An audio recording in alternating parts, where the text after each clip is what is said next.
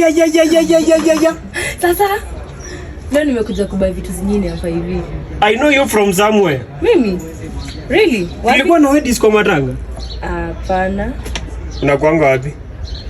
Wewe ndio uniambie. TikTok. Nimekuja kununua cabbage, nataka nyanya, nataka hoho, ndizi, mayai na bananas.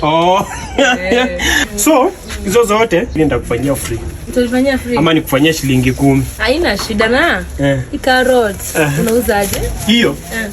Hiyo. Unauza how much? Unauma vizuri ati ngachaka. Alafu sasa hizi zote utaenda tu nazo na shilingi 10. Shilingi 10? Sasa acha nikwambie kitu. Wakati nilizaliwa sikulia.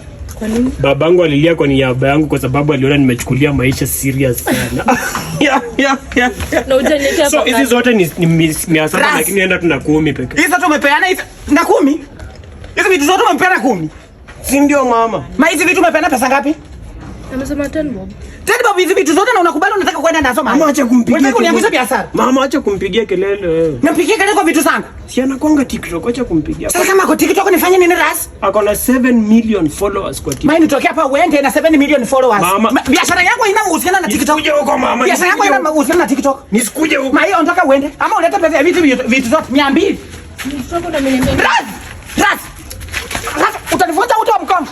Ras. Wewe pia unabie vibaya, tulia. Unapiga makelele kwa sababu mtu wako amesema ana promote. Napiga kelele maiko vitu zangu unaniambia napiga kelele. Hata una nidhamu. Wewe unajua mimi ni nani wewe? Unajua ni nani? Na wapi? Na unajua mimi ni nani? Mama yako anajua natoka. Unajua ni nani? Ni nani? Sasa umeniletea chambazi nikonge mimi mwenyewe. Wewe unajua followers niko nao TikTok. Sasa Mai unataka nifanye nini? Unajua mimi ni social. Kwa biashara yangu. Socialite enda socialite. Biashara yangu utafanyia socialite. Toka hapa uende. Hii karoti hata usiuma hapa tena. Toka uende. Lakini nakufolongo. Ras, toa uchinja hapo kwa biashara zangu. Toa. Mama acha mchezo kwako tu mwanamke bomba. Kwa mwanamke bomba, do you know that is woman? That is woman, unataka uniturumisha kwa biashara yangu hapa. Mfuata uende. Nitakuaipisha mbele yake siku nyingine utaona. Utaniaipisha na unasema hapo hivi atutaniaipisha. Shilingi 10.